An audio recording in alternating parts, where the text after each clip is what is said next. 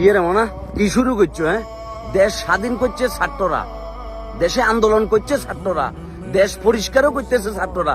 মাঝখান দিয়ে তোমরা কারা বাবা যারা অন্যের ঘরবাড়ি লুটপাট করতেছো, দোকানপাট ভাঙচুর করতেছো, মুদি দোকান থেকে মাল লই যাইতেছো, ফার্নিচার লই যাইতেছো, হাঁস মুরগি চুরি করে লই যাইতেছো, এবং বিভিন্ন রাষ্ট্রীয় স্থাপনার ভিতরে তোমরা কেমনে করে ধ্বংসযজ্ঞ চালাইতেছো? তোমরা কারা বাবা? তোমাদের উদ্দেশ্যটা কি?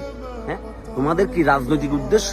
অথচ এই দেশের জন্য কি প্রান্ত দিচ্ছে মুগ্ধরা, সাইদরা, এদেশের স্টুডেন্টরা কি জীবন দিয়ে দিচ্ছে এই আন্দোলনের জন্য, এই স্বৈরাচার হটানোর জন্য।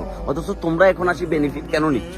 তোমরা কি চাইতেছো বাবা? মূলত বাংলার সাধারণ স্টুডেন্টদেরকে বলতেছি, আপনারা এই জিনিসটা কোনোভাবে মানে নিয়েন না। এটাতে বরঞ্চ দেশের আরো ক্ষতি হইতেছে। এভাবে হিংসা বিদ্বেষ ছড়াই, লুটপাটের একটা চলতেছে, আইন শৃঙ্খলা ভাঙি পড়ছে। এগুলো আপনারা প্লিজ একটু প্রতিহত করুন। আপনারা এগুলো শক্ত হাতে প্রতিহত করুন। এগুলো যদি আপনারা এভাবে মানে নিতে থাকেন তাহলে যেই লাও সেই কদু।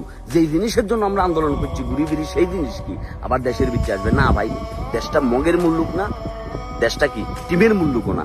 এই দেশটা আপনারা আমার সবার। এমনি করে কি আপনাদের ব্যক্তিগত ফায়দার জন্য আপনারা বাকি জনগণের ধন সম্পদ এমনি করে লুট করবেন, নষ্ট করবেন? এটা কোনোভাবে হইতে দেওয়া যায় না।